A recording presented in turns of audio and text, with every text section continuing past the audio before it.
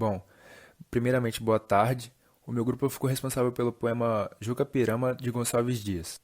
E eu vou começar falando do romantismo no Brasil.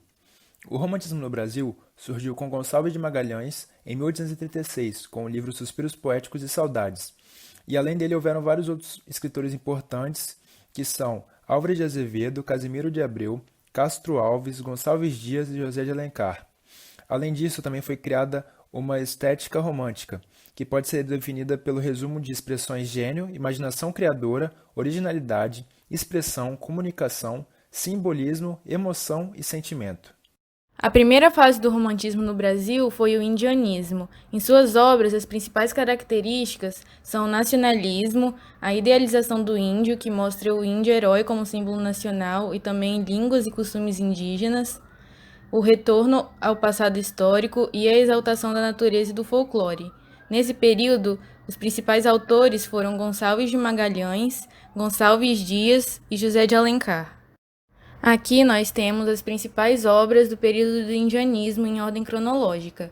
A primeira e a segunda obra, que foram de 1846 e 1851, são Primeiros Cantos e Ijuca-Pirama, as duas de Gonçalves Dias. Em 1857, nós tivemos os Chimbiras de Gonçalves Dias, o Guarani de José de Alencar e a Confederação dos Tamoios de Gonçalves de Magalhães. Em 1860, nós tivemos os Indígenas do Brasil perante a História, também de Gonçalves de Magalhães. Em 1865 tivemos Iracema de José de Alencar e em 1874 nós tivemos Ubirajara, também de José de Alencar. Antônio Gonçalves Dias, mais conhecido como Gonçalves Dias, nasceu em 1823 e morreu aos seus 41 anos, em 1864. Ele foi um poeta, advogado, jornalista e tetraólogo brasileiro. É lembrado como o grande poeta indianista da primeira geração romântica brasileira, onde escreveu sobre temas relacionados à figura do índio. Em 1838, viajou para Coimbra para terminar o ensino médio e ingressou na Universidade de Direito de Coimbra. Durante sua permanência em Coimbra, escreveu a maior parte das suas obras, inclusive a famosa Canção do Exílio, em 1843, onde expressa o sentimento da solidão e a saudade que sentia da sua terra quando esteve em Portugal. Gonçalves Dias é conhecido como um dos melhores poetas líricos da literatura brasileira. Gonçalves Dias criou obras tanto indianistas quanto lírico-amorosas.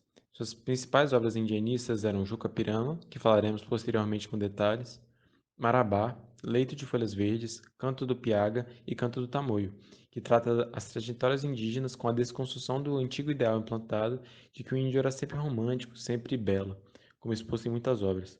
Também escreveu obras lírico-amorosas, como a conhecida Canção do Exílio, Seus Olhos, Ainda uma Vez a Deus, Cestilhas de Frei Antão e Se Morresse de Amor. Então trouxemos aqui um trecho da Canção do Tamoio. Não chores, meu filho, não chores, que a vida é luta renhida. Viver é lutar, a vida é combate, que os fracos abate, que os fortes, os bravos, só pode exaltar. Percebe-se a exaltação da guerra e do combate na canção do Tamoio, justamente para quebrar a imagem do índio romântico. E aqui um trecho da canção do exílio. Minha terra tem palmeiras, onde canta o sabiá. As aves que aqui gorjeiam, não gorjeiam como lá. Nosso céu tem mais estrelas, nossas várzeas têm mais flores, nossos bosques têm mais vida, nossa vida mais amores. Vou falar agora um pouco do Juca Pirama.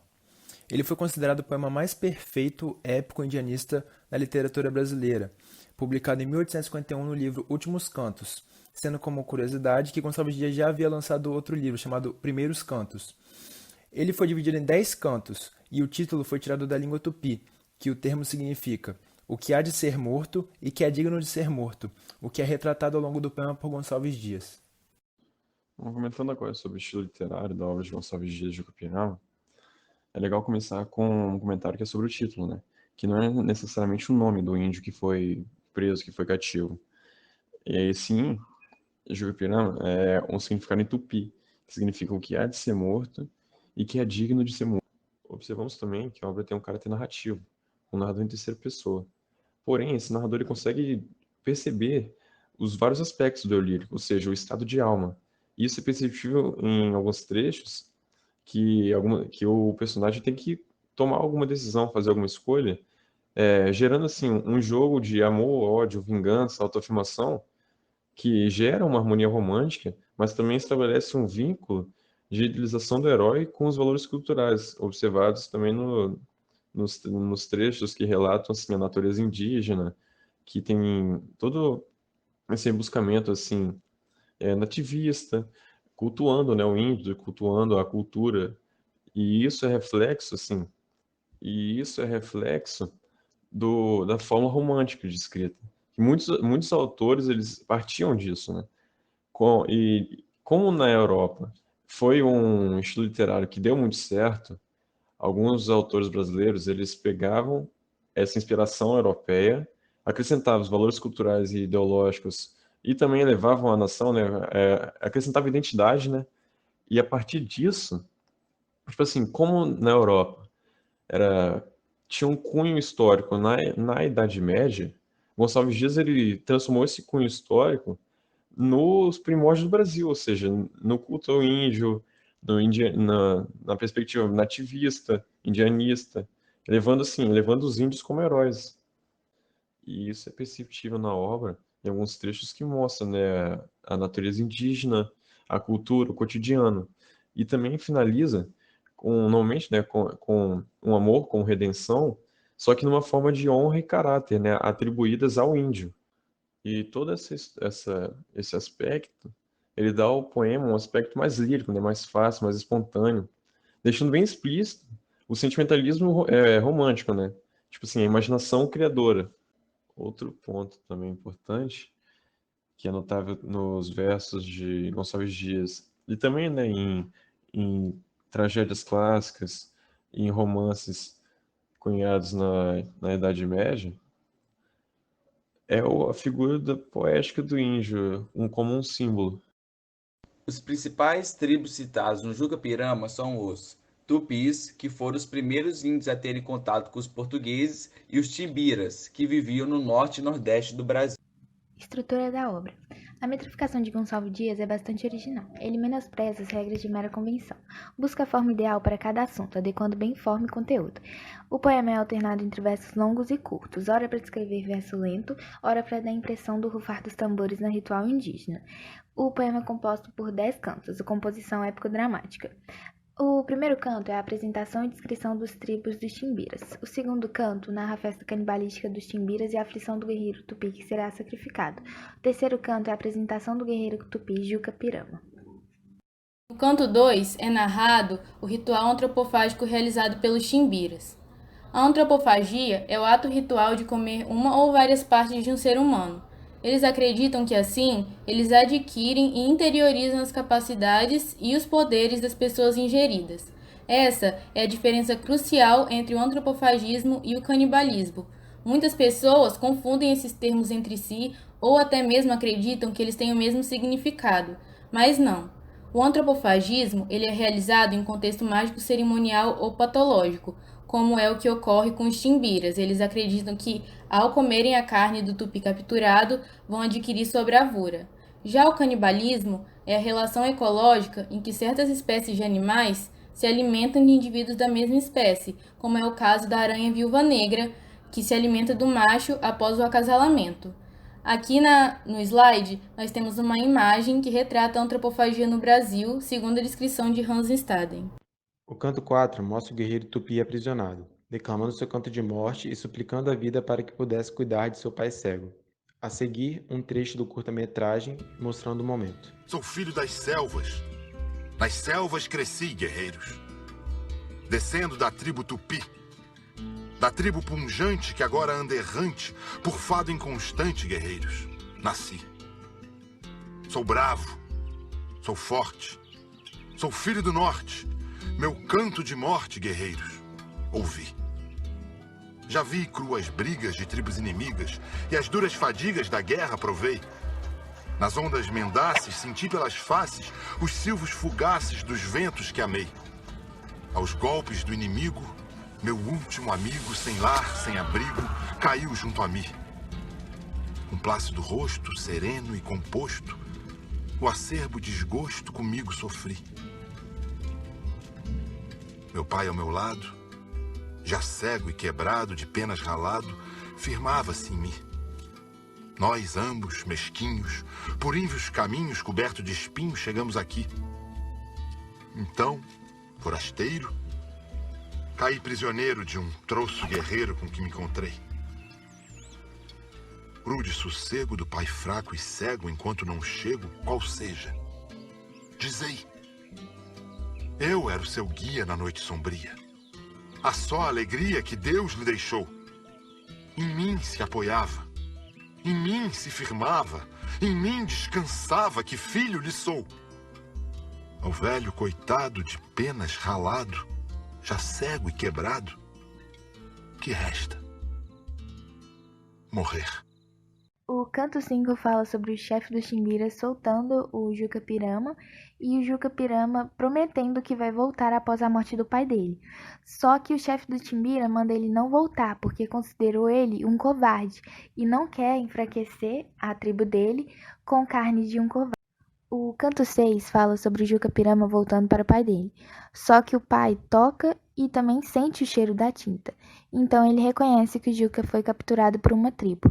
E como uma honra à tribo Tupi, a tribo deles, o velho Tupi, junto ao filho, retorna para a tribo dos Timbiras. Já o canto 7 é o chefe dos Timbiras não aceitando o ritual, pois considera os Tupis um povo fraco. Aqui nós colocamos um trecho do canto 7, quando o pai do Juca Pirama pede pro chefe Timbira realizar o ritual. Vou ler para vocês. Mas o chefe dos Timbiras, os sombrolhos encrespando, ao velho Tupi guerreiro responde com torvo acento. Nada farei do que dizes, é teu filho, embele e fraco. Alvitaria o triunfo da mais guerreira das tribos. Derramar seu ignóbil sangue, ele chorou de cobardes. Nós outros, fortes timbiras, só de heróis fazemos pasto. Aqui é o canto 8, que fala sobre o velho Tupi, ao descobrir que o filho dele chorou diante da morte. Ele fica muito, mas muito chateado, porque isso é como um ato de desonra para a tribo deles. Então ele amaldiçoa o Juca e renega o próprio filho, falando, tu, cobardes, meu filho não é. E agora vamos apresentar o trecho de curta-metragem da animação, de quando o pai dele amaldiçoa ele. Tu choraste em presença da morte? Na presença de estranhos choraste? Não descende o cobarde do forte, pois choraste, meu filho não és. Possa tu, descendente maldito de uma tribo de nobres guerreiros, implorando cruéis forasteiros, seres presa de vis aimorés. Possa tu, isolado na terra, sem arrimo e sem pátria vagando, rejeitado da morte na guerra, rejeitado dos homens na paz, ser das gentes o espectro execrado. Não encontres amor nas mulheres. Teus amigos, se amigos tiveres, tenham alma inconstante e falaz. No canto 9, enraivecido o guerreiro Tupi lança seu grito de guerra e derrota todos valentemente em nome de sua honra, mostra o momento em que o guerreiro Tupi ele vai até a aldeia dos Timbiras e tenta recuperar sua honra, como propriamente dito. E isso causa a morte dele e ele cai nos braços de seu pai, que estava chorando. E nesse momento, o pai se orgulha dele e fala que essas lágrimas do pai dele, sim, foram honradas. E isso é a idealização da honra e do caráter atribuídos ao índio. No canto 10, o narrador sai da terceira pessoa e vai para a primeira, né, na forma do velho Timbira. E o final, ele finaliza, né, com o amor, com redenção, como tipo assim, já é uma característica, né, do romantismo. E ele finaliza assim, idealizando, né, a honra e o caráter, né, atribuindo isso ao índio. E a estrutura, né, que ele utilizou, que o Gonçalves utilizou, foi alternando o endecassílabo com o pentassílabo. E ficou assim o final. Rende-se frente ao poder do Tupi e diz a célebre frase: meninos, eu vi. O nosso grupo é composto pelos integrantes Bruno Macedo, Gusmar Janordoli, Elcio Júnior, Isabelle Moraes, João Pedro de Ávila e Maria Eduarda Raj. E aqui estão as referências que utilizamos para realizarmos o nosso trabalho. Terminamos a apresentação com os slides do Juca Pirama e seguimos para a parte artística. Entre a guerra, a selva verde, as águas correm. Armas quebram, corpos caem, timbiras cantam. Capturados enquanto outros morrem. Pelo tupi, cativos celebram. Ignoto da tribo Ignava. Aprestos em doapis turbas. A sua história contava como um pedido de ajuda. Um tupi não chora nunca, mas tu choraste. O chefe Timbira mandou que o libertassem. Guerreiros não queriam enfraquecer com a carne vil. Seu pai tentou enganar e não conseguiu. Frustrado levou a tribo pra honrar recuperar. O chefe disse: é teu filho embele e fraco. Como um cobarde se viu a chorar. Juca, Juca, Juca, um pobre coitado, angustiado, começou a lutar. Estas lágrimas sim são honradas. Juca, Juca, morreu a lutar. Valente e forte, sua história será lembrada. Eu vi o Brioso no Largo Terreiro cantar prisioneiro, seu canto de morte que nunca esqueci. Valente como era, chorou sem ter pejo. Parece que o vejo, que o tenho nesta hora diante de mim. Eu disse comigo, que infâmia de escravo, pois não, era um bravo. Valente e brioso como ele não vi. E a fé que vos digo, parece-me encanto que quem chorou tanto tivesse a coragem que tinha o tupi. Assim o Timbira, coberto de glória, guardava a memória do moço guerreiro, do velho tupi. E à noite nas tábuas, se alguém duvidava do que ele contava, tornava prudente. Meninos, eu vi.